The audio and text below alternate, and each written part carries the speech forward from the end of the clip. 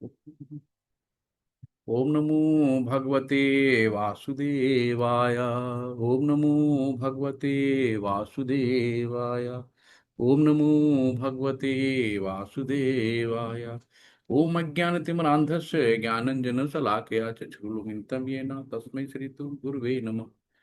श्रीचैतन्यमनोभीष्टं स्थापितं येन भूतले स्वयं रूपं कदापि मह्यं ददाति शब्दान्तिकं।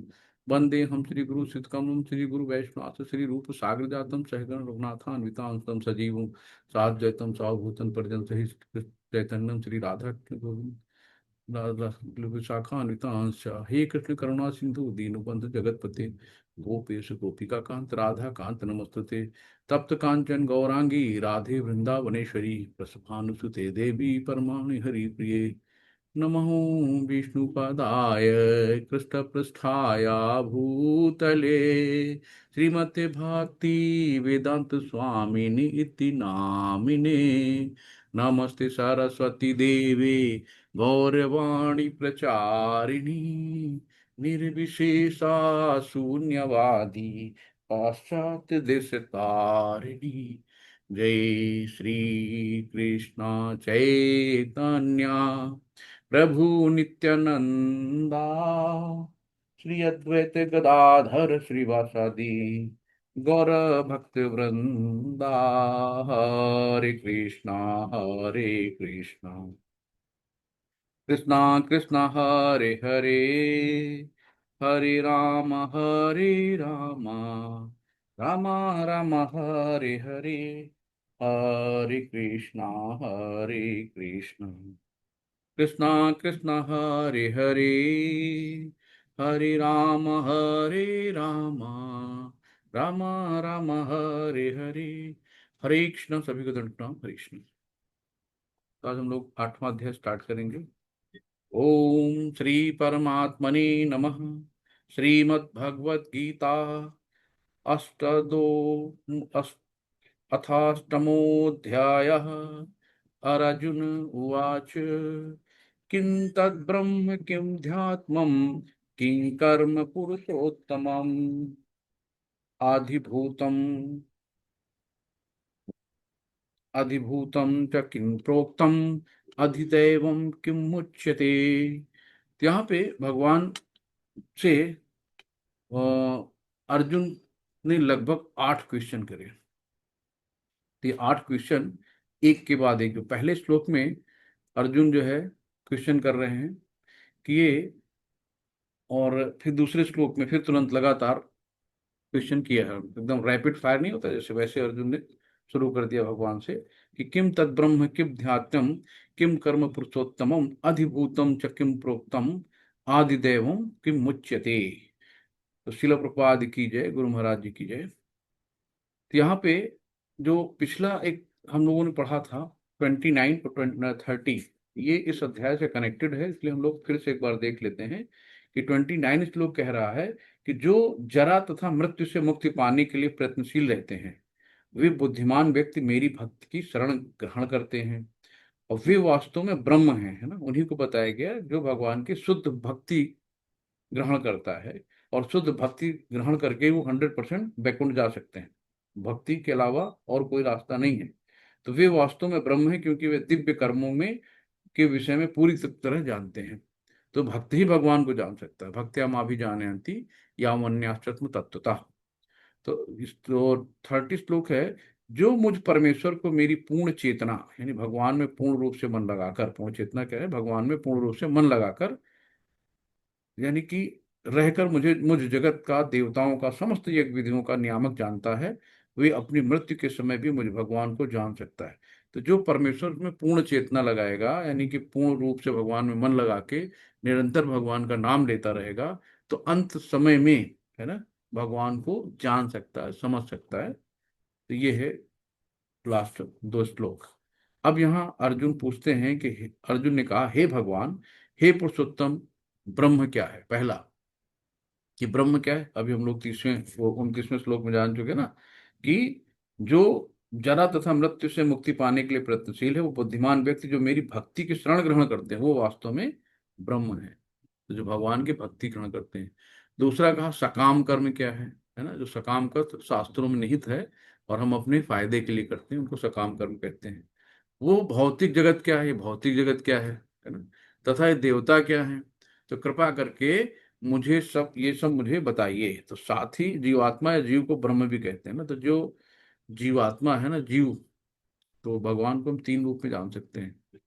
तो ब्रह्म और परमात्मा और भगवान, तो इसको हम आगे बताएंगे इसके बारे में। जो अगला इन्होंने प्रश्न किया है, वो दोनों तीन सारे प्रश्न हो जाते हैं, फिर एक साथ उत्तर होते हैं। तो ये मृत्यु के समय क्या, कि भगवान से कहा कि सेकंड श्लोक है, अधियज्ञ कथम को देहत इसमिन मधुसूदन, प्राण काले च कथम गेयो अस्म्यतामभि। तो हे मधुसूदन, भगवान श्री कृष्ण को अर्जुन कह रहे हैं, हे मधुसूदन, यज्ञ का स्वामी कौन है ना, यज्ञ का स्वामी कौन होता है, और वो शरीर में कैसे रहता है, और मृत्यु के समय भक्ति में लगे रहने वाले आपको कैसे जान पाते हैं। तो यानी कि तीन क्वेश्चन सेकंड में हो गए और पांच वहां पे, टोटल 8 क्वेश्चन भगवान से अर्जुन ने कहा। तो यहाँ पे ये जो बताया गया है कि अधि यज्ञ का तात्पर्य इंद्रिय विष्णु हो सकता है, तो यानी कि जो हमारे यज्ञ के भोक्तारम एक तपसाम सर्वलोक महेश्वरम, तो सारा जो यज्ञ का स्वामी कौन है, भगवान विष्णु स्वयं ही हैं। तो विष्णु समस्त देवताओं में से ब्रह्म तथा शिव सम्मिलित हैं, प्रधान देवता हैं, और इंद्र प्रशासक देवताओं में प्रधान है। तो जो देवताओं में प्रधान है वो इंद्र है, लेकिन जो समस्त देवताओं समस्त जो है उनका प्रधान कौन है, भगवान विष्णु ही है। तो इंद्र तथा विष्णु दोनों की पूजा यज्ञ द्वारा की जाती है।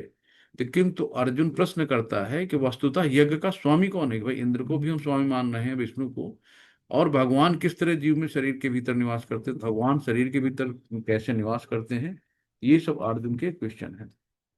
तो परम भक्त महाराज जो कुलशेखर प्रार्थना करते हैं कि हे भगवान, इस समय मैं पूर्ण स्वस्थ हूँ, अच्छा हूँ, कि मैं अच्छा हो कि मेरी मृत्यु इसी समय हो जाए, और मेरा मन रूपी हंस आपके चरणों रूपी नाल के भीतर प्रविष्ट हो जाए।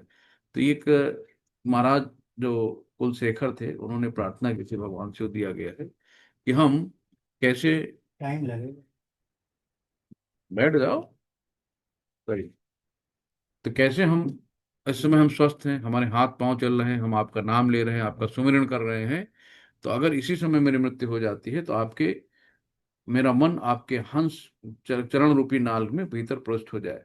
तो महाराज कुलशेखर भगवान से कहते हैं कि इस समय मेरा मन स्वस्थ है, मैं पूरी तरह स्वस्थ हूँ, यदि मैं आपके चरण कमलों का चिंतन करते हुए तुरंत मर जाऊं तो मुझे विश्वास है कि आपके प्रति मेरी भक्ति पूर्ण हो जाएगी। किंतु यदि मुझे अपनी सहज मृत्यु की प्रतीक्षा करनी पड़े तो मैं नहीं जानता कि क्या होगा। तो अगर मृत्यु की प्रतीक्षा कर रहे हैं, वेंटिलेटर में पड़े हैं, मुंह में पाइप पड़ी हुई हैं, तो वहां कहाँ भगवान का नाम आएगा, वहां पे सब सिर्फ दर्द दर्द। तो इसीलिए उन्होंने कहा कि स्वस्थ रहते अगर मेरे साथ मेरे प्राण निकल जाते हैं, तो क्योंकि उस समय मेरा शरीर कार्य करना बंद कर देगा, मेरा गला रुंध जाएगा, मुझे पता नहीं कि मैं आपका नाम का जप कर पाऊंगा या नहीं। अच्छा यही होगा कि मुझे तुरंत मर जाने दें। तो अर्जुन प्रश्न करता है कि ऐसे समय मनुष्य किस तरह कृष्ण के चरणों चरण कमलों में अपने मन को स्थिर कर सकता है। तो ये अर्जुन के 8 क्वेश्चन थे। तब यहाँ पे भगवान इनका उत्तर देते हैं। तो पहले में 3 क्वेश्चन का उत्तर भगवान देंगे कि ब्रह्म क्या है, आत्मा क्या है, और सकाम कर्म क्या है। तो अक्षरम, अक्षर क्या है, मतलब जो ये इसको भगवान प्राप्ति को अक्षर ब्रह्म योगो नाम भी कहा गया है, कि जिसका कभी क्षय नहीं होता, अक्षर। तो यहाँ पे क्या है, अक्षरम ब्रह्म परमम स्वभाव अध्यात्म मुच्यते, भूत भावोद्भव करो विसर्ग कर्म संगति। तो भगवान ने यहाँ पे बताया है ना कि हमारी इच्छाएं और कर्म के आधार पर हमारा शरीर निर्धारण होता है। जो हम भगवान से इच्छा जाहिर करते हैं, तो भगवान से हमने इच्छा जाहिर की, भगवान ने तुरंत हमें पृथ्वी लोक में भेज दिया कि जाओ भाई, जैसे इच्छा जाहिर करो, भगवान तुरंत सैंक्शन कर देते हैं। तो अगला जन्म कौन करता है, हमारे हृदय में बैठे परमात्मा। तो हमारे हृदय में परमात्मा क्षीरोदक्षाई विष्णु के रूप में बैठे हैं, हर जीव में बैठे हुए है ना। भगवान ने कहा कि अविनाशी और दिव्य जीव ब्रह्म कहलाता है, जो अविनाशी है, जिसका कभी नाश नहीं होता है, और दिव्य जीव ब्रह्म कहलाता है। और उसका नित्य स्वभाव क्या है, अध्यात्म है, यानी कि आत्म कहलाता है। और जीवों के भौतिक शरीर से संबंधित गतिविधि कर्म या सकाम कर्म कहलाती है। तो जीवों के जो भौतिक शरीर से संबंधित गतिविधि होती है ना, जो अपनी, जो शास्त्रों में निहित है, जो अपने स्वार्थ के लिए, अपने भले के लिए, अपने पालन पोषण के लिए जो काम करते हैं, वो सब सकाम कर्म कहलाते हैं। विकास क्यों कहते हैं, कि उससे हमें कुछ प्राप्ति होती है। जो हम ऐसे कर्म जिससे हमें कुछ प्राप्त होता है वो हम सकाम कर्म कहते हैं। ठीक है। निष्काम कर्म कि जो हम भगवान के लिए कर्म करते हैं उनको निष्काम, अकर्म जो है सब भगवान के लिए करते हैं। और निष्काम कर्म जो सॉरी जो शास्त्रों के अगेंस्ट हम लोग करते हैं उसको निष्काम कर्म कहते हैं। और जो अकर्म होता है जो भगवान के लिए कर्म करा जाता है वो अकर्म होता है। तीन तरह के कर्म है। तो ब्रह्म का अर्थ है जीव तथा परम ब्रह्म का अर्थ है भगवान। है ना। तो ब्रह्म जीव आत्मा को भी कहते हैं। तो इस तरीके से कि भौतिक चेतना में उसका स्वभाव पदार्थ पर प्रवृत्त बिताना होता है, किंतु आध्यात्मिक आध्यात्मिक चेतन या कृष्ण भावनामृत में उसकी स्थिति परमेश्वर की सेवा करना है। तो जब जीव भौतिक चेतना में होता है तो उसे इस संसार में विभिन्न प्रकार के शरीर धारण करने पड़ते हैं। तो 84 लाख योनियों में हमें बड़ी किस्मत से मनुष्य का जन्म मिला, बड़े भाग्य मानुष तन पाया, सुर दुर्लभ सदग्रंथन गाया। तो सारे जो है देवता लोग भी तरसते हैं इस तरीके की मनुष्य का जन्म पाने में, क्योंकि जो भक्ति है वो सिर्फ मनुष्य योनि में है और किसी रूप में भक्ति नहीं हो सकती। तो इसलिए भगवान ने कहा है कि हमें भक्त्या मां भी जानती, भक्त ही मुझे अच्छी तरह जान सकता। कोई कीड़े मकोड़े जानवर भगवान कैसे जान पाएंगे। तो यहाँ पे वैदिक जो साहित्य है, जीव को जीवात्मा तथा ब्रह्म कहा जाता है, किंतु उसे कभी परम ब्रह्म नहीं कहा जाता है ना। कि ब्रह्म एक तो आत्मा होती है और एक परमात्मा होती है। जो आत्मा है उसको हम आत्मा या जीव को ब्रह्म कह सकते हैं, लेकिन परम ब्रह्म जो उसके ऊपर है। तो जीवात्मा विभिन्न स्थितियां ग्रहण करती है, कभी वो अंधकारपूर्ण भौतिक प्रगति से मिल जाता है, कभी पदार्थ को अपना स्वरूप मान लेता है ना। तो इसलिए उसको कहा गया है कि परमेश्वर की तटस्था शक्ति जो जीव होती है वो एक परा और अपरा और बीच वाली जो जीव है, इन दोनों की इसको तटस्था शक्ति भी कहते हैं। तो भौतिक प्रकृति में 84 लाख योनियों में से कोई भी शरीर धारण कर सकता है, किंतु आध्यात्मिक प्रकृति में उसका एक ही शरीर होता है। तो आध्यात्मिक प्रकृति क्या है, जो आत्मा है, आत्मा कभी नश्वर है, आत्मा कभी नष्ट नहीं होती है, तो वो एक ही होती है। लेकिन आत्मा क्या है, जैसे जैसे शरीर उसका होता है, जिस शरीर में जाती है, तो शरीर भौतिक है, शरीर बदलता रहता है, लेकिन आत्मा एज इट इज रहती है। तो यज्ञ की वेदी में 5 अग्नियों को 5 प्रकार की आहुति दी जाती है। 5 अग्नियां कौन कौन सी हैं, स्वर्गलोक, बादल, पृथ्वी, मनुष्य तथा स्त्री रूप में मानी जाती है। और श्रद्धा, सोम, वर्षा तथा अन्य तथा वीर से 5 प्रकार की आहुतियां। तो 5 अग्नियों में 5 प्रकार की आहुतियां होती हैं। तो कृष्ण भावना भावित पुरुष ऐसे यज्ञों से दूर रहता है। तो हमें क्या करना है, हमें बहुत अष्टांग योग में नहीं पड़ना है, बहुत आहुतियों यानी यज्ञ में नहीं पड़ना है। सीधे कृष्ण भावनामृत ग्रहण करता है और ईश्वर के पास जाने की तैयारी करता है। यानी कि श्रील प्रभुपाद जी ने बताया कि ना, केवल आपको 4 नियमों का पालन करना है, कम से कम 16 माला। है ना, हरे कृष्णा कृष्णा कृष्णा हरे हरे, हरे राम राम राम हरे हरे। और इतना करके सीधे भगवत धाम जा सकते हैं। तो आपको बहुत ज्यादा करनी नहीं है, बहुत सिंपल सरल बता दिया है कि माला लो और सीधे भगवत धाम जाओ। तो भगवान जीव को मेरा शाश्वत अंश भी कहते हैं। तो ममई वांशु जीव लोको जीव भूता सनातना, कि हर व्यक्ति हर जीव आत्मा में भगवान का अंश है। तो इसलिए जितने भी चलते फिरते जीव हैं सब समझ लीजिए मंदिर हैं, जहां भगवान रहते उसे मंदिर कहते हैं। तो भगवान हर जीव के हृदय में निवास करते हैं। तो भगवान ने कहा, भगवान जीव को मेरा शाश्वत अंश भी कहते हैं। भगवान का ये अंश, जीव भले ही भौतिक जगत में आ गिरता है, किंतु परमेश्वर अचित्य कभी नहीं गिरता। तो अचित्य जिसका कभी क्षय नहीं होता, कोई खत्म नहीं होता। तो ये विचार ब्रह्म जीव का रूप धारण करता है। ये स्मरण रहना रखना होगा कि वैदिक साहित्य में ब्रह्म यानी जीवात्मा को परम ब्रह्म परमेश्वर से पृथक माना गया है। तो जीव जीव है और परमात्मा परमात्मा है। नेक्स्ट श्लोक आता है, अधिभूतं क्षरो भावः पुरश्चाधिदैवतम् अधियज्ञो अहमेवात्र देहे देहभृतां वरम। तो यहाँ पे जैसे कि बहुत तीव्र इच्छा जैसे होती है, जैसे कटरपिलर का यहाँ उदाहरण दिया गया था फर्स्ट, उसमें देखा होगा कि कटरपिलर कोकून के अंदर रहता है और उसकी उड़ने की तीव्र इच्छा होती है। तो बहुत संघर्ष करके किसी तरीके से वो बाहर आता है ना। और जैसे ही कोकून से बाहर निकलता है फिर वो तितली बन जाता है, उड़ने लगता है। तो इस तरीके जो तीव्र इच्छा के कारण, जो अपनी तीव्र इच्छा थी उसकी, उसके कारण उसके पंख आ जाते हैं और उड़ने लगता है। शिल प्रपात की जय यहाँ पे बता रहे हैं कि हे देहधारियों में श्रेष्ठ, देहधारियों में श्रेष्ठ, निरंतर परिवर्तनशील ये भौतिक प्रकृति अधिभूत, है ना, यानी भौतिक अभिव्यक्ति अधिभूत और कहलाती भगवान का विराट रूप, जिसमें सूर्य तथा चंद्रमा जैसे समस्त देवता सम्मिलित हैं। तो भगवान का जो विराट रूप है उसमें समस्त देवता सम्मिलित हैं उसके उनके शरीर में ही। ये अधिदैव कहलाते हैं, है ना। तो अधिभौतिक, तो अधिभूत से भौतिक हो गया, अधिदैव से दैविक हो गया। तथा प्रत्येक देवधारी के हृदय में परमात्मा स्थित रूप स्वरूप स्थित में परमेश्वर यानी यज्ञ का स्वामी कहलाता हूं।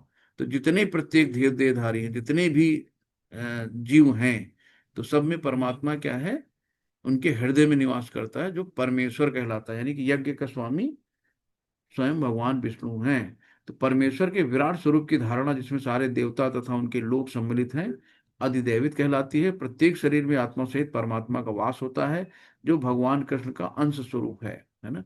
भगवान कृष्ण जो परमात्मा है, आत्मा, दोनों सेम है, समान है, किसमें, गुणात्मक रूप में, लेकिन मात्रात्मक रूप में भिन्न है। तो गुणात्मक रूप में यानी कि गुण में सेम है। तो जैसे समुद्र की एक बूंद ले लें, और समुद्र की एक बूंद और समुद्र में जो हमको अगर गुणात्मक विश्लेषण करें, तो दोनों में एक ही होगा, लेकिन मात्रात्मक उनमें अंतर होगा। यही अंतर है। तो ये परमात्मा प्रत्येक आत्मा के पास अधीन है और आत्मा के कार्यकलापों का साक्षी है, तथा आत्मा की विभिन्न चेतनाओं का उद्गम है। ये परमात्मा प्रत्येक आत्मा को मुक्त भाव से कार्य करने की छूट देती है। तो परमात्मा ने कहा कि हमने आपको छूट दे दिया है, आप अच्छा करोगे बुरा करोगे, मैं इसका कोई जिम्मेदार नहीं हूँ। बस भगवान क्या करते हैं कि निगरानी रखते हैं, अच्छा कर रहे हो तो अच्छा लिख देंगे, है ना, बुरा कर रहे हो तो बुरा लिख देंगे, उसका चीज है बाद में होगा। ये है।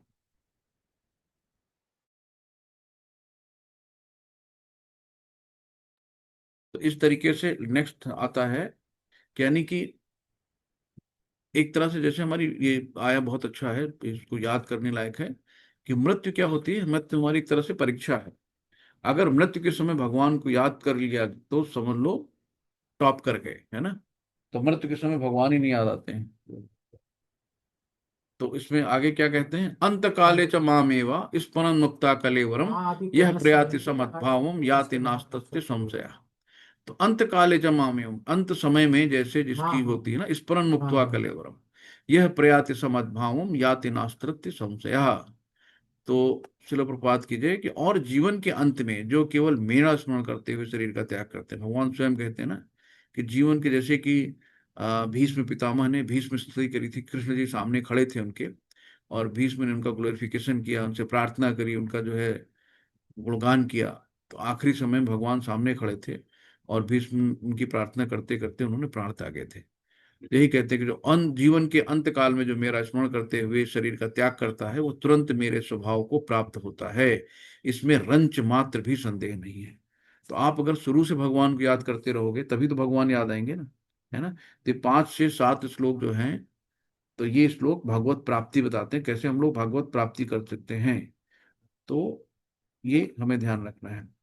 तो इसमें क्या होता है कि भगवान जो है, परमेश्वर शुद्धाति शुद्ध है, और जो व्यक्ति कृष्ण भावना भावित होता है वो शुद्धासिद्ध हो जाता है। नहीं कि परमेश्वर जैसे शुद्ध है, वैसे जो उनसे कृष्ण भावना भावित होते हैं, जो कृष्ण के भक्त होते हैं, वो भी शुद्ध होते हैं।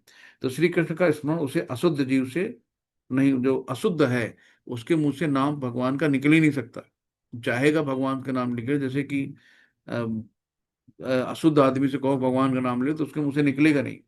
तो जिसने भक्ति में रहकर कृष्ण भावना भाव का अभ्यास नहीं किया, तो उसमें भगवान का नाम नहीं निकलेगा। तो अतः मनुष्य को चाहिए कि जीवन के प्रारंभ से ही कृष्ण भावनामृत का अभ्यास करे। यदि जीवन के अंत में सफलता वांछनीय है तो कृष्ण का स्मरण करना अनिवार्य है। तो अगर आप चाहते हैं कि हमारा जीवन सफल हो जाए, है ना, तो आप भगवान का नाम अभी से शुरू करिए। तो अतः मनुष्य को निरंतर हरे कृष्ण कृष्ण कृष्ण हरे हरे, हरे राम राम राम हरे हरे, इस महामंत्र का जप करना चाहिए। तो भगवान चैतन्य ने उपदेश दिया है कि मनुष्य को वृक्ष के समान सहिष्णु होना चाहिए, तरोरपि सहिष्णु, है ना। तो एकदम जैसे कि वृक्ष में अगर हम ईंटा भी मारते हैं, पत्थर भी मारते हैं, तो हमें फल देता है। हम्म? तो उस तरीके से होना चाहिए। हरे कृष्ण कृष्ण कृष्ण हरे हरे, हरे राम राम राम हरे हरे का जप करने वाले व्यक्ति को अनेक व्यवधानों का सामना करना पड़ सकता है, तो भी इस महामंत्र का जप करते रहना चाहिए, जिससे जीवन के अंत समय कृष्ण भावनामृत का पूरा पूरा लाभ प्राप्त हो सके। नेक्स्ट है, यम यम वापि स्मरन् भावम त्यजन्ते कलेवरम तम तमेवैपि कौन्तेय सदा तद्भाव भावितः। शिल प्रभुपाद की जय। हे कुंती पुत्र, शरीर त्यागते समय मनुष्य जिस जिस भाव का स्मरण करता है वो उस भाव को निश्चित रूप से प्राप्त करता है। तो यहाँ पे हम लोगों ने फर्स्ट में सुनी थी ना कि जो जड़ भरत की कहानी की, जो राजा थे भरत जी तो एक आ गया हिरन, उस समय तपस्या कर रहे थे, तो उन्होंने देखा कि एक शेर हिरनी का पीछा कर रहा है और हिरनी प्रेग्नेंट थी। तो हिरनी ने जैसे ही नदी के पार जंप लगाया तो बच्चा वहीं पे गिर गया। अब उस बच्चे को उठा लाए और उसको प्यार से रखा, खिलाया पिलाया, उसको नहलाया धुलाया, सेवा करी, उससे उसकी आसक्ति हो गई। और एक दिन जो देखा कि हिरन दिखाई नहीं दे रहा, हिरन का बच्चा कहाँ गया, तो उनके मन में शंका आया कि कहीं ऐसा तो नहीं कोई कोई उसको खा गया हो, शेर भेड़िया कोई। तो उसको ढूंढने चले गए और पहाड़ी पे चढ़ के उसको देख रहे थे चारों तरफ, कहीं से पैर फिसला और वो आके नीचे गिरे। और आखिरी समय में उनको हिरन के, अब मैं अगर मर गया तो इस हिरन का क्या होगा, कौन उसको पालेगा, कौन उसको खिलाएगा। तो आखिरी समय में उनका मन हिरन में चला गया। तो अंत काले च मामे वो स्मरण मुक्ता कलेवरम। तो यही कहते हैं कि अंत काल में उनके मन में हिरन आया और अगला जन्म उनको हिरन का मिला।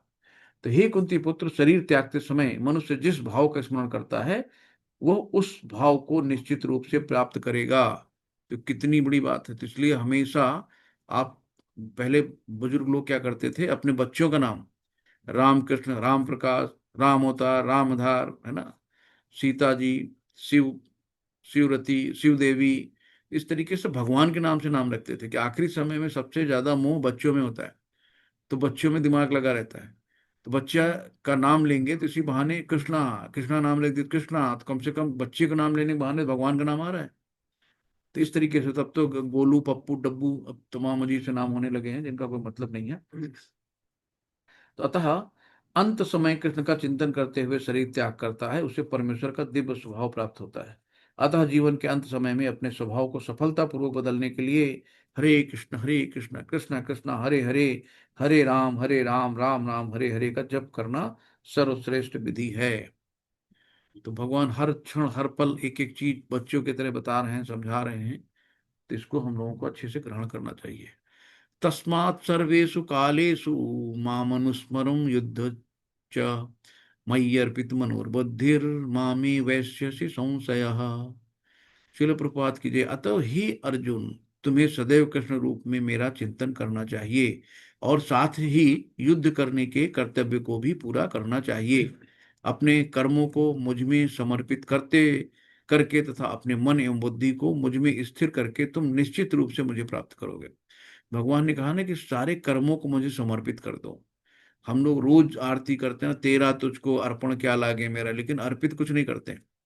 भगवान ने कहा है कि मुझे अपने कर्मों को समर्पित करते और अपने मन एवं बुद्धि को स्थिर, मुझ में स्थिर करना है। तो मन और बुद्धि को इधर उधर चंचल मन कृष्णा ना, कि जो मन इतना चंचल है एक जगह स्थिर ही नहीं होता। तो भगवान ने कहा इस मन को मेरे में स्थिर कर दो, अपने आप आ जाएगा लाइन पे। तो मन एवं बुद्धि को मुझ में स्थिर करके तुम निश्चित रूप से मुझे प्राप्त कर सकोगे। तो ये हमें करना है कि भगवान को प्राप्त करने का तरीका यह है कि उसको हम भगवान के उसमें स्थिर कर दें। जैसे कि प्रहलाद महाराज थे, असुरों के यहाँ पैदा हुए थे, सब उनके ऊपर कितना उनके ऊपर अत्याचार किया, हाथी के नीचे डलवा दो, ऊपर से पहाड़ से गिरवा दो, है ना, गर्म खंबे में गिरवा दो। लेकिन प्रहलाद महाराज का एकदम मन और बुद्धि पूर्ण रूप से समर्पित थी। ओम नमो भगवते वासुदेवाय। तो हमेशा भगवान का ही चिंतन करते रहते थे। असुरों के बीच में रह के भी उन्होंने कभी भगवान को नहीं छोड़ा। कितनी भी विपत्तियां आई उन्होंने विपत्तियों को देखा ही नहीं। है ना, हिरण्यकश्यप ने कहा कि जो लाल खंबा जल रहा है इसमें तुम्हारा भगवान है, तो उन्होंने कहा हाँ है। तो उस खंबे से भगवान निकल के सामने आ गए। है ना, तो भक्त की बात को कभी खारिज नहीं करते भगवान। तो इस तरीके से नेक्स्ट है, तो हमें क्या करना है कि कर्म करो और कर्म की फल की इच्छा नहीं करो। है ना, कर्म करो लेकिन कर्म के प्रति आसक्ति मत रखो, उसको त्याग दो। जब हम उनको, तभी हम किसी बंधन से दूर हो सकेंगे। और नेक्स्ट है, हम लोग 7वें पे 8वें पे, 7वें, 8वां पेज। जी, हरे कृष्ण। अभ्यासे योग युक्तेन चेतसः नान्यगामिना। अभ्यासे योग युक्तेन चेतसः नान्यगामिना परम पुरुषः दिव्यम याति पार्थानुचिंतयन्। शिल प्रपात की जय। तो यहाँ पे कहा है कि हे पार्थ, जो व्यक्ति मेरा स्मरण करने में अपना मन निरंतर लगाए रखकर अविचलित भाव से भगवान के रूप में मेरा ध्यान करता है, वो मुझे अवश्य ही प्राप्त होगा। तो भगवान ने अर्जुन से कहा है, पार्थ, जो मेरा स्मरण करने से अपना मन निरंतर लगाए रखकर, है ना, मेरा स्मरण करेगा और मुझ में निरंतर मन लगाए रहेगा, अविचलित भाव से, बिना विचलित हुए भगवान के रूप में मेरा ध्यान करेगा, वो मुझे निश्चित प्राप्त करेगा। तो यहाँ भगवान सीधे सीधे बोल रहे हैं कि भगवान से जब प्रेम हो जाए तो अविचलित होने का सवाल ही नहीं। तो भगवान से हमें प्रेम करना, पहले प्रेमा भक्ति बढ़ानी भगवान से, है ना, प्रेमाश्रु निकालने हैं। तो जब प्रेम हो जाएगा तो अविचलित होंगे नहीं। ना, किसी से प्यार हो जाता है तो सारा दिमाग उसी पे लगा रहता है, हमेशा उसी के बारे में सोचते रहते हैं। तो ये है। तो यहाँ पे माया जो है, जो एक दो तरह की शक्ति है ना, माया, योग माया और माया। जो महामाया होती है वो हमें भक्ति में दूर करती है, भक्ति से हमें दूर करती है। तो वो जानती है ना कि भगवान भक्त के दास हो जाते हैं। तो इसलिए जो महामाया होती है वो जल्दी से भक्ति में लगने नहीं देती। जब भक्ति करो तो कहीं नींद आ रही है, कहीं डिस्टर्बेंस हो रहा है, कहीं मन कर हटाओ यार, अब आज सो लो, आज नहीं करेंगे, आज नहीं जाएंगे, आज हटाओ, है ना। तो ये माया भक्ति से हटाना चाहती है कि भगवान के पास ना जाइए। लेकिन अगर भगवान के पास गए तो भगवान इसके दास हो जाएंगे। लेकिन जब हम उन सब चीजों को पार कर लेते हैं निरंतर अभ्यास करते हुए, तो स्वयं योग माया यानी राधा रानी भगवान से मिलाती है। तो ये है, नेक्स्ट श्लोक है। तो 9वां श्लोक। कविम पुराण अम, बताओ भैया, 8 साढ़े 8 कविम पुराणम अनुशासितार साढ़े 8 बजे के आसपास आइए। हरुणीयाम समुनुस्मरेधम सर्वस्य धातारमचित्य रूपम आदित्य वर्णम तमसः परस्तात्। यहाँ पे किस रूप में भगवान का हमें स्मरण करना है भगवान ने बताया है ना, कि मनुष्य को चाहिए कि परम पुरुष का ध्यान कैसे करना है, कि वो सर्वज्ञ है, पुरातन है यानी पुराने से पुराना है, नियंता यानी कंट्रोलर है, लघुतम से भी लघुतम है, हम्म, प्रत्येक का पालन करता है, समस्त भौतिक बुद्धि से परे है ना, अचिंत है, जिसके बारे में हम सोच नहीं सकते, अचिंत है, तथा नित्य पुरुष के रूप में करें। तो ये वे सूर्य की भांति तेजवान है और इस भौतिक प्रकृति से परे हैं, दिव्य रूप है। तो इस तरीके से जो 9 गुण बताए हैं भगवान ने, कि पहला कि परम पुरुष का ध्यान सर्वज्ञ है, दूसरा पुरातन है, तीसरा कंट्रोलर है, चौथा लघुतम से भी लघुतम है, पांचवा प्रत्येक का पालन करता है, छठवां समस्त भौतिक बुद्धि से परे है, सातवां है क्या, अचिंत्य तथा नित्य पुरुष के रूप में करे, है ना, और आठवां है वे सूर्य की भांति तेजवान है, और नौवां क्या है, प्रकृति से परे दिव्य रूप है। 9 गुण बता दिए हैं कि किस तरीके से भगवान का स्मरण करें। हरे कृष्णा। तो अतः बुद्धिमान मनुष्य को चाहिए कि व्यर्थ व्यर्थ के तर्कों तथा चिंतन से दूर रहकर वेदों, भगवत गीता तथा भागवत जैसे शास्त्रों में जो कुछ कहा गया है उसे स्वीकार कर लें और उनके द्वारा सुनिश्चित किए गए नियमों का पालन करें। इससे ज्ञान प्राप्त हो सकेगा। नेक्स्ट आता है 10वां श्लोक। प्रयाण काले मनसा चलेन भक्त्या युक्तो योग बलेन चैव भ्रुवोर्मध्ये प्राणमावेश्य सम्यक् सतं परम पुरुषमुपैति दिव्यम। तो शिल प्रपात की जय। यहाँ कहते हैं कि मृत्यु के समय जो व्यक्ति अपने प्राण को भौहों के मध्य स्थिर कर लेता है और योग शक्ति के द्वारा अविचलित मन से पूर्ण भक्ति के साथ परमेश्वर के स्मरण में अपने आप को लगाता है, वह निश्चित रूप से भगवान को प्राप्त होता है। तो ये भी है जो हम लोगों ने लास्ट में पढ़ा था, योग वाली चीजें, कि जहाँ अष्टांग योग है, कि वहां भी बताया गया कि दोनों अपने प्राण को भौम के मध्य में स्थिर कर लेना है। तो योग शक्ति के द्वारा, तो हम लोगों के पास योग शक्ति तो है नहीं, हम लोगों के पास तो एक ही है, हरे कृष्णा कृष्णा कृष्णा हरे हरे, हरे राम राम राम हरे हरे, यानी कि जो हमारे पास है नाम जप, है ना। तो यहाँ बताया गया है कि यहाँ पे आज्ञा चक्र होता है, तो इसी को दोनों भौमों के बीच में आज्ञा चक्र में स्थित करना है। तो चूंकि मनुष्य मृत्यु के समय मनुष्य का मन अत्यधिक विचलित हो रहता है, तो जब मृत्यु आती है तो आदमी कितना बेचैन रहता है, कहते हैं ना कि 20,000 बिच्छू का डंक लगता है जब शरीर से प्राण निकलते हैं। तो तो इस विचलित अवस्था में वो ध्यान करेगा, कैसे कर पाएगा? कि वो दोनों भौवें के बीच में अपने प्राण को लाएगा, स्थित करेगा, फिर भगवान को याद करेगा। वो हाय दैया हाय तौबा लगाया रहेगा, मुझे बचा लो डॉक्टर, मुझे मरना नहीं है, अभी मुझे बहुत काम है ना। तो उसका मन बहुत विचलित रहता है। अतः अपने जीवन के मनुष्य को योग के माध्यम से अध्यात्म का अभ्यास करना चाहिए। तो हमें सिंपल, प्रभुपाद जी ने सरल विधि दी है कि नाम जप कभी भी कर सकते हैं, मन में स्मरण कर सकते हैं, है ना। तो जब हम निरंतर करते रहेंगे तो अनायास ही हमारे मन में वो मंत्र चलता रहता है। नेक्स्ट है, यदक्षरं वेदवितो वदन्ति विसन्ति यद्यतयो विताराग वीतरागा यदिच्छन्तो ब्रह्मचर्यरन्ति तत्ते पदम संग्रहेण प्रवच्छे। शिल प्रपात की जय। जो वेदों के ज्ञाता हैं, जो ओंकार का उच्चारण करते हैं, जो संन्यास आश्रम के बड़े बड़े मुनि हैं, वे ब्रह्म में प्रवेश करते हैं, है ना। ब्रह्म क्या है? भगवान के शरीर का तेज है, भगवान के शरीर की ज्योति है ना। भगवान के शरीर से तेज निकला है, उसको ब्रह्म ज्योति कहते हैं। तो क्या करते हैं बड़े बड़े से लोग, सब ब्रह्म ज्योति में ही वहीं तक प्रवेश करते हैं। ऐसी सिद्धि की इच्छा करने वाले ब्रह्मचर्य व्रत का अभ्यास करते हैं। अब मैं तुम्हें वह विधि बताऊंगा जिससे कोई भी व्यक्ति मुक्ति का लाभ कर सकता है। हरि बोल भगवान। ऐसी युक्ति बताने वाले सब लोग ध्यान से सुनिएगा। तो यहाँ पे बताया गया है कि ब्रह्म यद्यप अद्वितीय है, किंतु उनके अनेक स्वरूप होते हैं। निर्विशेषवादी यानी मायावादी अक्षर या ओंकार ब्रह्म को ही मानते हैं ना। तो यहाँ पे बताते हैं कि ब्रह्मचर्य के बिना आध्यात्मिक जीवन में उन्नति कर पाना अत्यंत कठिन है।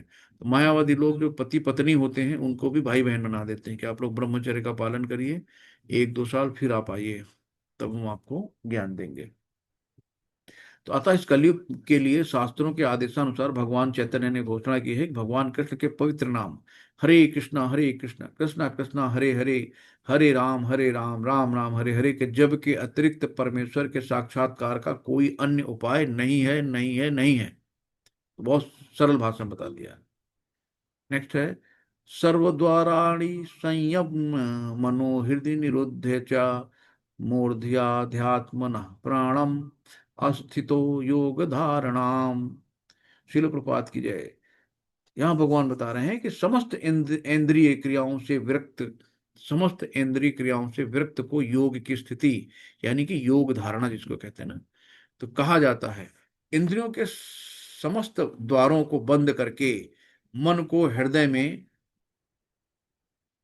मन को हृदय में और प्राणवायु को सिर पर केंद्रित करके मनुष्य अपने आप को योग में स्थापित कर सकता है।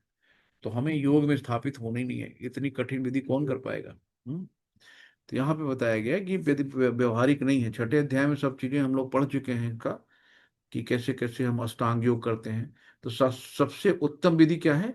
कृष्ण भावनामृत है। यदि कोई भक्त में अपने मन को कृष्ण में स्थिर करने में समर्थ होता है तो उसके लिए अविचलित दिव्य समाधि में बने रहना सुगम हो जाता है। तो अपने आप वो समाधि में पहुंच जाता है।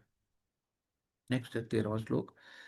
ओम ओम इत्येकारक्षरं ब्रह्म व्यवहार मामुनुस्मरम यह प्रयाति त्यजन देहम स याति परमाम गतिम। सिर प्रपात की जय। इस योग्याभ्यास में स्थिर होकर तथा अक्षरों के परम संयोग यानी ओंकार का उच्चारण करते हुए यदि कोई भगवान का चिंतन करता है और अपने शरीर का त्याग करता है, वो निश्चित रूप से आध्यात्मिक लोगों को जाएगा। तो भगवान ने सिंपल शरीर चल बता दी है कि देखो यहाँ पे जो लोग कहते हैं ना, इसी इसी श्लोक को लेके बहुत से लोग कहते हैं कि देखो भगवान ने गीता में लिखा ना कि ओम ओम इति एक अक्षरम ब्रह्म, यानी ओम इति एक, इस तरीके से एक यही शब्द है ना, कि जो उच्चारण करते हुए मुझ कृष्ण को स्मरण करते हुए प्राप्त कर सकता। शरीर जब छोड़ेगा तो ओम शब्द का स्मरण करेगा तो मुझे प्राप्त हो जाएगा। लेकिन यहाँ पे जो तात्पर्य लिखा गया है साफ साफ कि ओम क्या है, कि यहाँ पे उल्लेख हुआ है कि ओम ब्रह्म तथा भगवान कृष्ण परस्पर भिन्न नहीं है। यानी कि ना ओम न ब्रह्म न भगवान, एक अलग नहीं है। ठीक है। तो ओम क्या है? कृष्ण की निर्विशेष ध्वनि है, तो भगवान की ध्वनि है। लेकिन हरे कृष्ण में ये ओम सन्निहित है। इस युग में हरे कृष्ण मंत्र की जबकि स्पष्ट संस्कृति है। तो अतः यदि कोई हरे कृष्ण कृष्ण कृष्ण हरे हरे, हरे राम राम राम हरे हरे इस मंत्र का जप करते हुए शरीर त्यागता है, तो वो अपने अभ्यास के गणना अनुसार आध्यात्मिक लोकों में से किसी एक लोक को जा सकता है। कृष्ण के भक्त कृष्ण लोक या गोलोक वृंदावन को जाते हैं। तो ये भगवान, बहुत लोग इसमें यही कहते हैं कि इसमें तो यही लिखा है कि ओंकार जो है इस तरीके का एक अक्षर है, जो परम ब्रह्म का उच्चारण करते हैं तो सीधे भगवान पर जाते हैं। तो ये क्या है कि कलयुग का जो मंत्र है, हर युग के अपने मंत्र होते हैं। जैसे कि सतयुग में था ओम नमो भगवते वासुदेवाय, तो कलयुग का मंत्र है हरे कृष्ण कृष्ण कृष्ण हरे हरे, हरे राम राम नाम हरे हरे। तो ये कलयुग का मंत्र है। तो जो युग है ना, हर युग में अलग अलग चीजें आती हैं, तो जो युग में जो चीज है हमें उसको देखना है। नेक्स्ट है, अनन्य चेता सततम यो मा स्मराति नित्यशः, तस्याहम सुलभ पार्था नित्य युक्त योगिनः। शिल प्रपात की जय। हे अर्जुन, जो अनन्य भाव से मेरा निरंतर मेरा स्मरण करता है, उसके लिए मैं सुलभ हूं, क्योंकि वो मेरी भक्ति में प्रवृत्ति है। तो यहाँ पे भक्ति, देखो हर व्यक्ति का अपना एक गुण होता है। तो जैसे कि हमें भगवान को याद करना, भगवान से प्रेम करना है, तो कोई अलग अलग रस होते हैं ना, जैसे कोई साख्य रूप में, सखा रूप में कि भगवान मेरा मित्र है, कोई दास्य रूप में कि हम भगवान की सेवा कर रहे हैं, है ना, कोई शांत रूप में, और कोई वात्सल्य रूप में, कोई माधुर्य रूप में, कोई भगवान को प्यार करता है बेटे के रूप में, कोई पति पत्नी के रूप में। तो अलग अलग भावनाओं से हम भगवान को, उनकी भक्ति करते हैं, भगवान को प्रसन्न करते हैं। तो यही है कि हमें सबसे अच्छी क्या है, श्रवणम। तो सुनते सुनते कानों से कब भगवान दिल में उतर जाएंगे आपको पता नहीं, तो इसलिए आपको निरंतर श्रवण करना है। तो देखिए, राजा परीक्षित 7 दिन में भागवत गीता, भागवतम सुना, और सौनक मुनि आदि जो सब थे, तो 7 दिन में केवल सुन के उनके लिए भगवत धाम से भगवत रथ आया, और सीधे सीधे भगवत धाम पहुंच गए। तो केवल सुनने से, उन्होंने बहुत बड़ी कोई तपस्या नहीं करी, कोई अष्टांग योग नहीं किया, बहुत ज्यादा उन्होंने प्रयास नहीं किया, केवल सुना है, और सुनने से भगवत धाम पहुंच गए। तो सबसे अच्छी विधि है श्रवणम। तो हम लोग नेक्स्ट जो आता है श्लोक 15वां, मामुपेत्य पुनर्जन्म दुखालयम आश्वासतम, मामुपेत्य पुनर्जन्म दुखालय आश्वासतम, नानु नानु नानु नाप्नुवन्ति महात्मानः संसिद्धि परमागताः।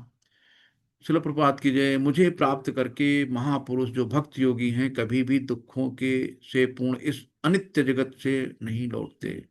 तो भगवान स्वयं कह रहे हैं कि जो मुझे प्राप्त कर लेता है, जो मेरे पास आ जाता है, वो फिर से इस दुखालय, है ना, दुखों का जो स्थान है दुखालय, शास्त्रम कहा गया है कि इसमें फिर से वापस नहीं आता, क्योंकि उन्हें परम सिद्धि प्राप्त हो चुकी होती है। तो इस तरीके से अगर हम, भगवान साफ साफ कह रहे हैं कि चूंकि ये नश्वर जगत जन्म तथा मृत्यु के क्लेशों से पूर्ण है, अतः जो परम सिद्धि प्राप्त करता है और जो परम लोक कृष्ण या गोलोक वृंदावन को प्राप्त होता है, वो वहां से कभी वापस नहीं आना चाहता।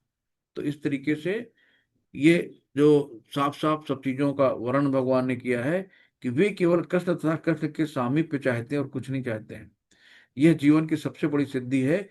इस श्लोक में भगवान कृष्ण के सद्गुणवादी भक्तों का विशेष रूप से उल्लेख हुआ है। ये भक्त कृष्ण भावनामृत में जीवन की परम सिद्धि प्राप्त करते हैं। दूसरे शब्दों में वे सर्वोच्च आत्माएं हैं। सर्वोच्च जो थी, गोपिकाएं ही थी, है ना, जो कृष्ण के धाम में हमेशा रहती है। तो कृष्ण के धाम के अलावा कोई धाम शाश्वत नहीं है। तो इसलिए हमें क्या करना है, भगवान की भक्ति करनी। तो मुझे प्राप्त करके मनुष्य जो भक्ति योगी है ना, तो एक ही कि भक्त माँ भी जानती, भक्त ही भगवान को जानता है।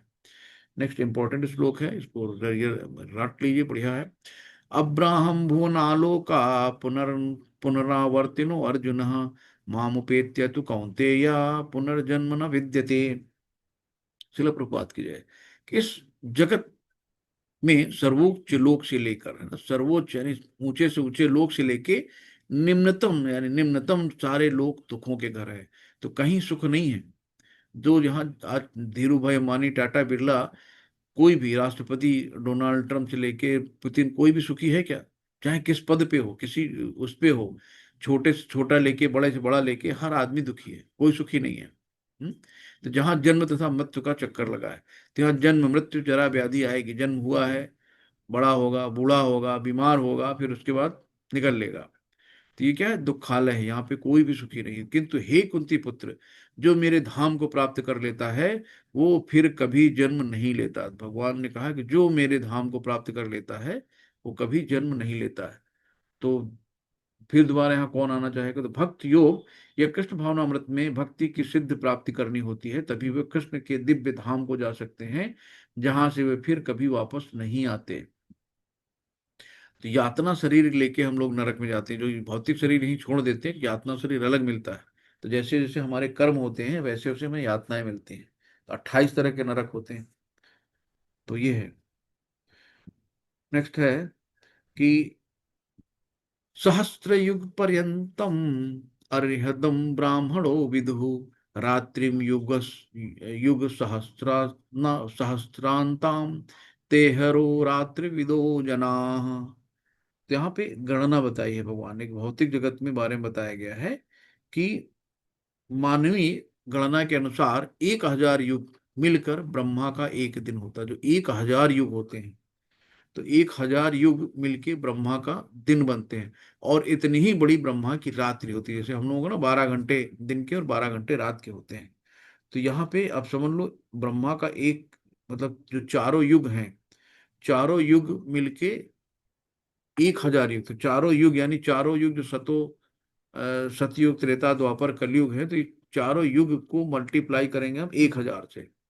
तो जो जो भी आता है वो ब्रह्मा का एक दिन होता है। तो एक गणना हम लोग बताई थी, 4,32,000 ये जो है इसका कलयुग का है। और इस पे हम लोग मल्टीप्लाई 2 करेंगे तो त्रेता आएगा, फिर मल्टीप्लाई 3 करेंगे तो सतयुग आएगा। इस तरीके से मल्टीप्लाई करके हम सब निकाल सकते हैं। तो यहाँ पे पूरा आंकड़ा दिया गया है। तो ये है कि यानी सतयुग जो है 17,28,000 साल तक रहता है। तो ये सब जो है हम लोग विगत 5,000 यानी 5,117 साल कलयुग के समाप्त हो चुके हैं। तो ब्रह्मा की भी आयु 100 साल की होती है ना। तो हम लोगों की भी आयु लगभग 100 साल की होती है।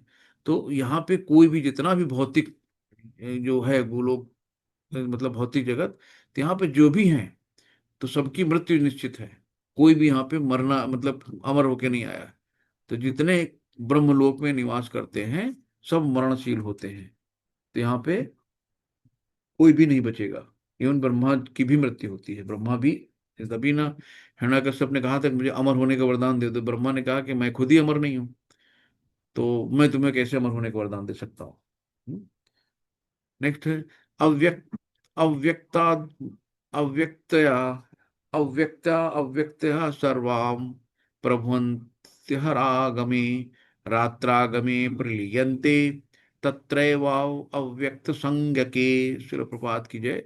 ब्रह्मा के दिन के शुभारंभ में सारे जीव अव्यक्त अवस्था में व्यक्त हो जाते हैं, और फिर जब रात्रि आती है तो पुनः अव्यक्त में विलीन हो जाते हैं। जब ब्रह्मा जी का दिन होता है तो पूरी सृष्टि का निर्माण होता है, सब जो है आ जाते हैं, मतलब।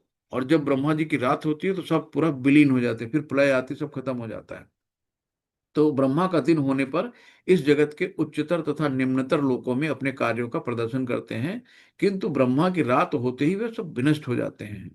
तो हमें दिन में उन्हें भौतिक कार्यों के लिए नाना प्रकार के शरीर प्राप्त होते हैं, किंतु रात होते ही उनके शरीर विष्णु के शरीर में विलीन हो जाते हैं। ब्रह्मा का पुनः दिन आने पर प्रकट होते हैं। ये सब चीजें प्रकट और अप्रकट होती रहती है। किंतु जो बुद्धिमान व्यक्ति कृष्ण भावनामृत को स्वीकार करते हैं वे इस मनुष्य जीवन का उपयोग भगवान की भक्ति करने में, यानी हरे कृष्णा कृष्णा कृष्णा हरे हरे, हरे राम राम राम हरे हरे कीर्तन करने में बिताते हैं। इस प्रकार वे इसी जीवन में कृष्ण लोक को प्राप्त होते हैं और वहां पर पुनर्जन्म के चक्कर से मुक्त होकर सतत आनंद का अनुभव करते हैं। हरि बोल। नेक्स्ट है परस्तस्मात्तु भावोऽन्यो अव्यक्तो अव्यक्तस्तु सनातनः यः स सर्वेषु भूतेषु नश्यस्तु न विनश्यति। शिल प्रपात की जय। इसके अतिरिक्त एक अन्य अव्यय प्रकृति है जो शाश्वत है और इस व्यक्त तथा अव्यक्त पदार्थ से परे है। ये परा यानी श्रेष्ठ और कभी ना नाश होने वाली है। जब इस संसार का सब कुछ लय हो जाता है तब भी उसका नाश नहीं होता। तो भौतिक जगत में ब्रह्मा जी जो है पूरा कंट्रोलर है, नियंत्रण है, और आध्यात्मिक जगत में भगवान है ना। तो आध्यात्मिक जगत शाश्वत है, आध्यात्मिक जगत का कभी क्षय नहीं होता। तो वो अक्षय अक्षर है, तो उसका कभी वो समाप्त नहीं होता। लेकिन जो भौतिक जगत है ये विलुप्त होती रहती है, बनती है, नष्ट होती रहती है। तो यहाँ यही बताया गया है। तो ये भौतिक जगत और आध्यात्मिक जगत की तुलना करी गई। यहीं पे हम लोगों ने फर्स्ट में देखा था गोलोक चार्ट का, कि कैसे देवी धाम है, महेश धाम है, हरि धाम है, वैकुंठ धाम है, गोलोक धाम है। तो ये सब चीजें दिखाई गई थी। भौतिक जगत में ब्रह्मा जी हैं, और जब भौतिक जगत से हम लोग ऊपर जाते हैं तो वहाँ पे कारणोदक अक्षय विष्णु मिलते हैं। फिर वहाँ पे देवी देवता लोग आते हैं, और लोग आते हैं, ब्रह्म ज्योति तक आते हैं। जो जितना काला चार्ट था वो भौतिक है, उसके बाद सब आध्यात्मिक जगत में आ जाता है। तो नेक्स्ट है अव्यक्तो अक्षरम इत्युत्तमाहु परमां गतिम यह प्राप्त न निवर्तन्ते तद्धामम परमम ममम। तद्धामम वही मेरा धाम है ना। भगवान अपने घर का पता बता रहे हैं, नोट कर लीजिएगा। तो भगवान अपने बता रहे हैं कि जिसे वेदांती अप्रकट तथा अविनाशी बताते हैं, जो परम गंतव्य है, जिसे प्राप्त कर लेने पर कोई वापस नहीं आता, वही मेरा परम धाम है। भगवान ने अपने घर का पता बताया है। तो ब्रह्म संहिता में भगवान कृष्ण के परम धाम को चिंतामणि धाम कहा जाता है, जो ऐसा स्थान जहाँ पे सारी इच्छाएं पूरी हो जाती हैं। भगवान कृष्ण का परम धाम गोलोक वृंदावन धाम कहलाता है। और पारसमणि से निर्मित प्रसादों से युक्त वहां पर वृक्ष भी हैं, जिन्हें कल्पतरु कहा जाता है, जो इच्छा होने पर किसी तरह के खाद्य पदार्थ को प्रदान कर सकते हैं। वहां गौवें भी हैं, जिन्हें सुरभि गौवें कहा जाता है, और वे अत्यंत दुग्ध देने वाली हैं। इस धाम में भगवान की सेवा के लिए लाखों लक्ष्मियां हैं, है ना। लाखों लक्ष्मियां, एक नहीं। वे आदि भगवान गोविंद तथा समस्त कारणों के कारण कहलाते हैं। भगवान बंसी बजाते हैं, वेणु कहा जाता है ना, वेणु कुणंतड़म। तो उनका दिव्य स्वरूप समस्त लोकों में सर्वाधिक आकर्षण है। कृष्ण आकर्षणी तो कृष्ण का नाम ही आकर्षण है। उनके नेत्र कमल दलों के समान है, और उनका शरीर मेघों का वर्ण है। वे इतने रूपवान है कि उनका सौंदर्य हजारों कामदेवों को मात करता है। वे पीत वस्त्र धारण करते हैं, और उनके गले में माला रहती है, और केसों पे मोर पंख लगे रहते हैं। भगवत गीता में भगवान कृष्ण अपने निजी धाम sorry, गोलोक वृंदावन धाम का संकेत मात्र है। तो जो भगवत गीता में भगवान कृष्ण अपने निजी धाम गोलोक वृंदावन का संकेत मात्र है ना। वे आध्यात्मिक जगत में सर्वश्रेष्ठ लोक है। तो भगवान कभी अपना गोलोक वृंदावन धाम छोड़ के नहीं जाते हैं। जहां भी जाते हैं उनका वो अंश अवतार ही होता है, उनका विस्तार होता है। तो ये बताते हैं कि जो एक बार वहां पहुंच जाता है फिर वो वापस इस भौतिक संसार में नहीं आता। तो कृष्ण का परम धाम तथा कृष्ण दोनों अभिन्न, उनमें कोई अंतर नहीं रहता, क्योंकि वे दोनों एक ही गुण हैं। तो ये सारी चीजें, ये स्वामित्व जताने की इच्छा मात्र से हम धरती पर आए हैं, है ना। तो ये चीजों को हमें सुधार लेना, अपनी इच्छाओं को दबाना, अपनी इच्छाओं को कम करना है। पुरुषः सह पर पार्था भक्त्या लक्ष्य त्वन्यतया यस्यांत यस्यांत स्थानि भूतानि येन सर्वमिदं तदम। शिल प्रपात की जय। भगवान जो सबसे महान हैं, अनन्य भक्ति द्वारा ही प्राप्त किए जा सकते हैं, अनन्य, उसके अलावा कोई और अन्य नहीं। यद्यपि वे अपने धाम में विराजमान हैं, तो भी वे सर्वव्यापी हैं, और उनमें सब कुछ स्थिति है। तो अनन्य भक्ति यानी कि नो अदर वे, और कोई दूसरा रास्ता नहीं है।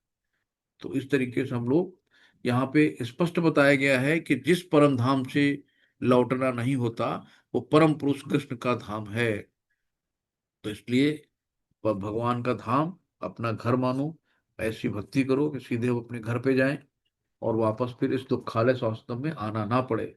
यद्यपि भगवान निरंतर परम धाम गोलोक वृंदा धाम में रहते हैं, किंतु वे सर्वव्यापी हैं, ताकि सब कुछ सुचारू रूप से चलता रहे। नेक्स्ट श्लोक है 23। यत्र काले त्वा यत्र काले त्वनावृत्तिम आवृत्तिम चैव योगिनः प्रयाता यान्ति तम कालम वक्ष्यामि भरतर्षभः। श्रील प्रपात की जय। हे भरत श्रेष्ठ, मैं उन विभिन्न कालों को बताऊंगा जिनमें इस संसार से प्रयाण करने के बाद योगी पुनः आता है अथवा नहीं आता है। तो भगवान यहाँ पे बताने जा रहे हैं कि शुद्ध भक्ति करो, है ना, और मेरे धाम को आ जाओ, सिंपल सरल भाषा में। तो ये जो है यहाँ पे कि भगवान बताया गया है कि उचित, कि कब मरने से कोई वापस नहीं आता, जो आगे बताएंगे। और आचार्य बलदेव विद्याभूषण के अनुसार यहाँ पर संस्कृत के काल शब्द पर प्रयोग काल के अधिष्ठा देव को लिए कहा गया। भगवान स्वयं काल है। लोग कहते हैं ना, काल मतलब समय, लोगों के पास समय नहीं रहता है। तो भगवान के लिए समय नहीं, जिसने समय बनाया है। नेक्स्ट है ये 24 है, माता जी। अग्निर्ज्योतिर अग्नि अग्निर्ज्योतिरः शुक्ला षट्मासा उत्तरायणम तत्र प्रयाता गच्छन्ति ब्रह्मविदो जना। चलो प्रपात कीजिए।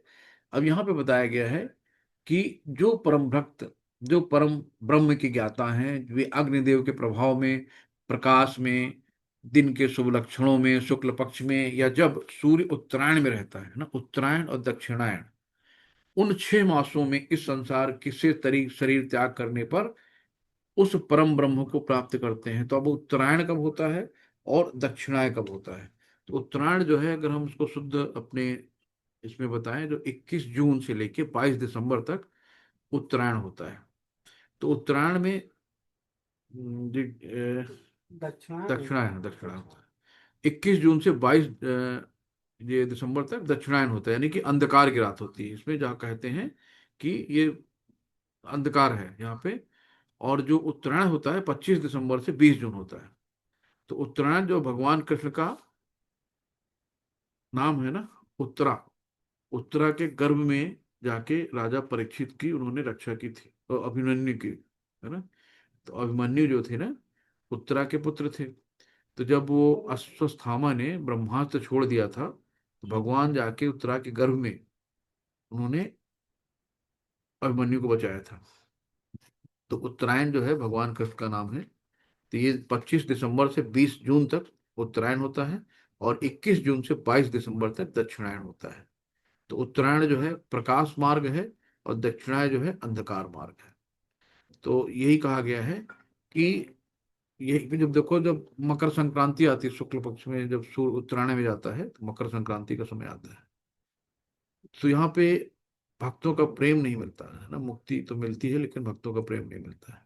तो भक्त हमेशा जो है अपने अपने अंदाज में, कोई भगवान को सखा मान रहा है, कोई भगवान को अपना बेटा मान रहा है, कोई भगवान को अपना प्रेमी मान रहा है। तो अलग अलग जो आदान प्रदान करते हैं रसों का। तो अब यहाँ पे कहा गया ना कि जैसे भीष्म पितामह है, तो उन्होंने कहा था कि जब हम उनको इच्छा मृत्यु मिली थी कि जब भी चाहे वो अपना शरीर त्याग सकते हैं। उन्होंने अपने हिसाब से जब उत्तरायण में थे, तब उन्होंने अपना शरीर त्यागा था, यानी उत्तरायण, यानी 25 दिसंबर से 20 जून के बीच में। नेक्स्ट श्लोक है। धूमो रात्रिस्तथा कृष्णा खस्तमासा दक्षिणायनम तत्र चंद्रम ज्योतिर्योगी प्राप्य निवर्तते। श्लोक पाठ की जाए। जो योगी धुएं रात्रि कृष्ण पक्ष में या सूर्य के दक्षिणायन रहने के 6 महीनों में दिवंगत होता है, वो चंद्रलोक को जाता है, किंतु वहां से पुनः पृथ्वी पर चला आता है।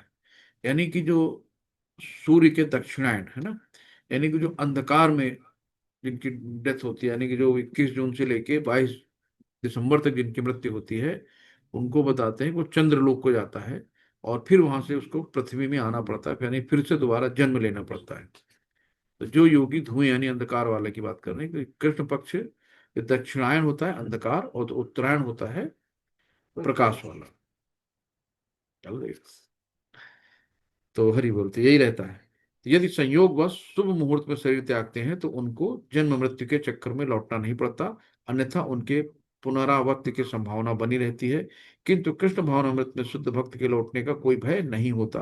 तो अब हमें ये उत्तरायण और दक्षिणायन के चक्कर में नहीं पड़ना, क्योंकि जो कृष्ण भावनामृत में रहते हैं ना, उनके लिए उत्तरायण दक्षिणायन का कोई मतलब नहीं है, सब अच्छे हैं, है ना। हम लोगों को गोलोक वृंदावन धाम जाना है, सिर्फ हरि नाम जप के। नेक्स्ट है, शुक्ल कृष्णे गति हुए ते जगतः शाश्वते मते, एकया यात्य यान्वृत्तिम अन्याय वर्तते पुनः। चलो प्रपात कीजिए। वैदिक मतानुसार इस संसार से प्रयाण करने के दो मार्ग हैं, एक है प्रकाश तथा दूसरा अंधकार का मार्ग है। जब मनुष्य प्रकाश के मार्ग से जाता है तो वापस नहीं आता, किंतु अंधकार मार्ग से जाने वाला पुनः लौट के आता है। तो दक्षिणायन मार्ग जो है वो अंधकार मार्ग है, और उत्तरायण जो है प्रकाश मार्ग है। तो जो उत्तरायण में जाता है वो लौट के नहीं आता। नेक्स्ट होता है धूमो, 27वां। 27वां, सॉरी सॉरी, 27 श्लोक है। नैते श्रुति पार्थ जनन्य योगी मुहत्ति कश्चन, तस्मात् सर्वेषु कालेषु योग युक्तो भावार्जुन।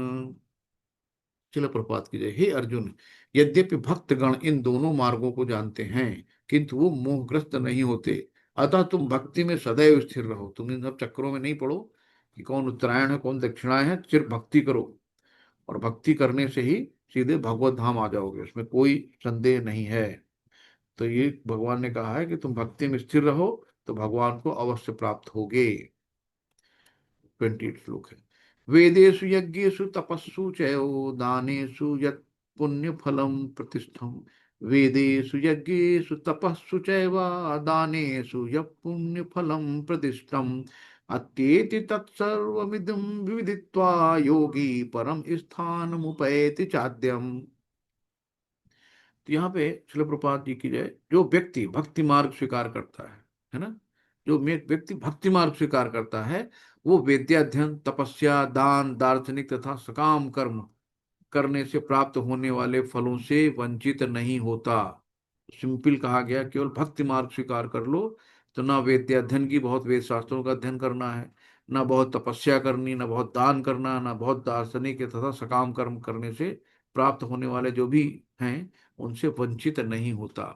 वो मात्र भक्ति संपन्न करके इन समस्त फलों को प्राप्ति करता है, और अंत में परम धाम यानी नित्य धाम को प्राप्त होता है। तो भक्ति में प्रगति करना है। कैसे करेंगे हम लोग भक्ति में प्रगति? बहुत ध्यान पूर्वक जब करना है, अपराध नहीं करना है, हमें अपराधों से बचना है। तो सबसे बड़ा चीज होता है वैष्णव अपराध नहीं करना है। कभी भी मंदिर में जाओ तो बहुत धक्का मुक्की नहीं करो, चुपचाप जहाँ खड़े हो शांति से खड़े रहो, पता नहीं सामने वाला कितना बड़ा भक्त हो, कितने उसमें वैसी चीजें हो, है ना। और कभी भी हमें ये भी नहीं करना चाहिए कि सन्यासी या ब्रह्मचारी लोग खड़े हैं, हम जाके उनके आगे खड़े हो जाएं, सामने आके खड़े हो जाएं जल्दी से। तो उनके आगे कभी नहीं खड़े होना, हमेशा पीछे खड़े होना भक्तों के। और दूसरा क्या है, तो भक्ति और तीन भी होते हैं। पहला है भक्ति भगवान और भागवत, यानी कि भक्तों का संग। तो भक्तों का संग बहुत जरूरी है। तो भक्तों के संग में रहो, तो छोटी मोटी चीजें वो बताते रहते हैं कि हमसे गलतियां नहीं होती हैं, वो गलतियां होती हैं, तो सीख लेते हैं भगवान भक्त एक दूसरे को देख के, और जल्दी उन सब चीजों को ग्रहण करते हैं। तो ये कृष्ण भावना मत की विशेषता है कि मनुष्य एक ही झटके में भक्ति करने के कारण मनुष्य जीवन के विभिन्न आश्रमों के स्थानों को पार कर जाता है। तो अब यहाँ पे 7वें से 12वें तक अध्याय भगवत गीता का सार रूप है।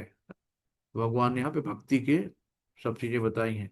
तो प्रथम 6 अध्याय तथा अंतिम 6 अध्याय इन मध्यवर्ती 6 अध्यायों के लिए आवरण मात्र हैं, यानी कि बीच में अगर डायमंड रख दिया गया है तो उसके अगल बगल खोले मात्र है। तो मेन चीजें भगवान ने बीच में रखा, तिजोरी में कीमती चीजें रखी जाती है ना, तो जिनकी सुरक्षा भगवान स्वयं करते हैं। यदि कोई गीता के 6 अध्यायों को भक्ति की भक्तों मैंने भक्त की संगत में भली बात समझ लेता है, तो उसका जीवन समस्त तपस्याओं यज्ञों दानों चिंताओं चिंतनों को पार करके महिमा मंडित हो उठेगा, क्योंकि केवल कृष्ण भावनामृत के द्वारा उसे इतने कर्मों का फल प्राप्त होता है। तो चौथे अध्याय के प्रारंभ में कहा गया है कि केवल भक्तगण ही गीता को समझ सकते हैं, अन्य कोई भी भगवत गीता को अभिप्राय को नहीं समझ सकता। तो मनुष्य को चाहिए कि किसी भक्त से भगवत गीता पढ़े, मनोधर्मियों से नहीं। तो भक्त की संगत से ही भक्ति आती है, और भक्त के कारण कृष्ण या ईश्वर तथा कृष्ण के कार्यकलापों, उनके रूप, नाम, लीलाओं आदि से संबंधित सारे भ्रम दूर होते हैं। इस प्रकार भ्रमों के दूर हो जाने पर वो अपने अध्ययन में स्थिर हो जाता है, तब उसे भगवत गीता के अध्ययन में रस आने लगता है और कृष्ण भावना भावित की अनुभूति होने लगती है, और आगे बढ़ने पर कृष्ण के प्रेम में पूर्णतः अनुरक्त हो जाता है। तो ये जीवन की सर्वोच्च सिद्धि अवस्था है, जिसे भक्त कृष्ण के धाम गोलोक वृंदावन धाम को प्राप्त होता है, जहां वो नित्य सुखी रहता है। शिला प्रपाद की जय, गुरु महाराज जी की जय। हरे कृष्णा। सभी को दंड प्रणाम। कोई त्रुटि हो, कोई भूल सुधार हो, कोई ऐड करना हो, कोई क्वेश्चन हो तो आप लोग कर सकते हैं। हरे कृष्णा। सभी को दंड प्रणाम।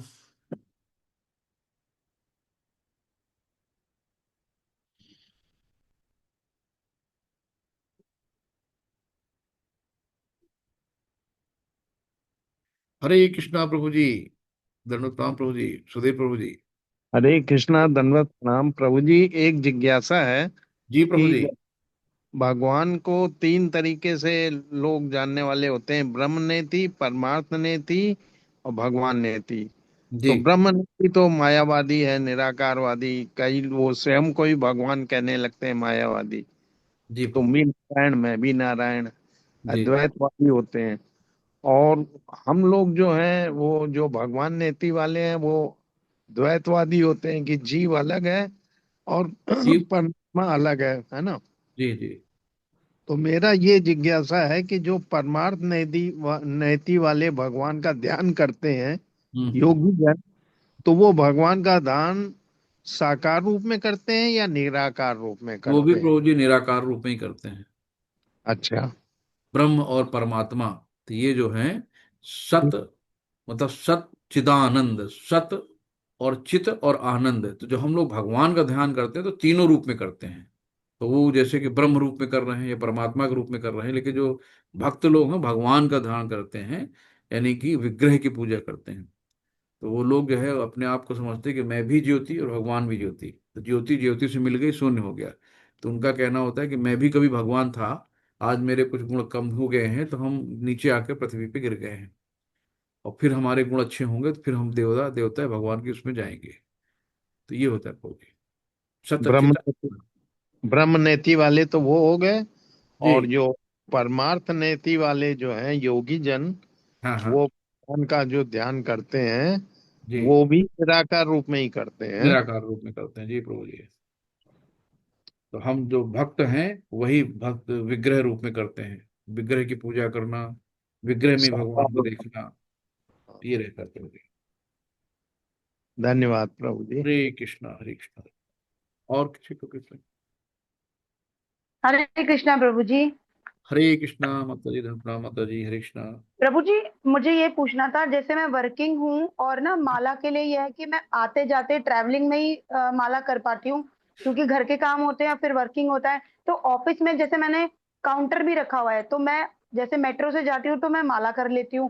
जी जी माला मेरी रेगुलर जो है मेट्रो से जाने जाने में छः छः हो जाती है, कभी कभी सात भी हो जाती है। जी जी। उसके बाद जो है मैं काउंटर पकड़ लेती हूँ, तो काउंटर से भी वो माला मानी जाएगी ना सर? बिल्कुल बिल्कुल। देखो भगवान का नाम लेना है, जैसे कि अ, बच्चे को कभी कभी होता है ना कि गर्दन में पैर रख के अम्मा लोग दवाई पिलाती हैं, तो क्या दवाई फायदा नहीं करती उसको? जी बताइए। करती है, करती है करती ना। है, करती है। भगवान का नाम लेना है कैसे भी लो, है ना, जैसे भी हो जी। भगवान का नाम लेना है हमें। तो ये नहीं करना है कि हम ऐसे करेंगे वैसे मेरा करेंगे, फोन लग लेकिन रहा है। शुद्ध विधि यही है कि आप आसन में बैठ के पलथी मार के एकाग्रचित होकर भगवान का नाम लें। लेकिन अगर नहीं कर पाती हैं तो आप भगवान का नाम लो, कैसे भी भगवान का नाम लो, है ना। ये मतलब हरे कृष्णा प्रभु जी, मैं ना मतलब हरे। बाउंडेशन में नहीं आ पा रही, क्योंकि मतलब जैसे सुबह मंगला के समय आरती करते करते भी मुझे घर के काम कर रही होती हूँ, सुन रही होती हूँ, पूरा श्रवण पूरा करती हूँ, और रेगुलर कंटिन्यूअसली काम करते करते मैं ऑफिस भी निकल जाती हूँ। तो बहुत बढ़िया। चलते करते ही हो पाता है। फिर ऑफिस ये में देखिए। जैसे काउंटर हाथ में है, जब बात करनी है कस्टमर या जैसे ऑफिस के काम किए, उतना ही बोलती हूँ जितनी जरूरत है।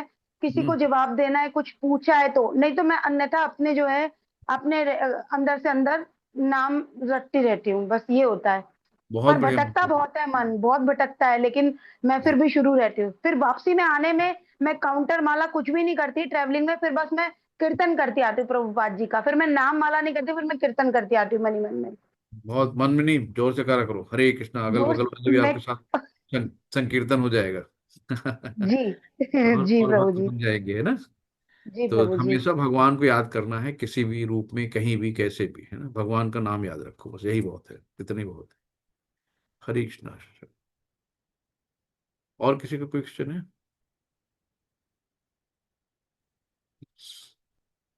फिर चलते हैं हम लोग। वाञ्छाकल्पतरुभिक्षाय कृपा सिंधु एव च पतितानां पावनेभ्यो वैष्णवभ्यो नमो नमः। अनंत कोटि वैष्णव की जय, शिल प्रपाद की जय, गुरु महाराज जी की जय, सभी भक्तों की जय। हरे कृष्णा, सभी को धन्यवाद, हरे कृष्णा हरे कृष्णा। कल मिलते हैं।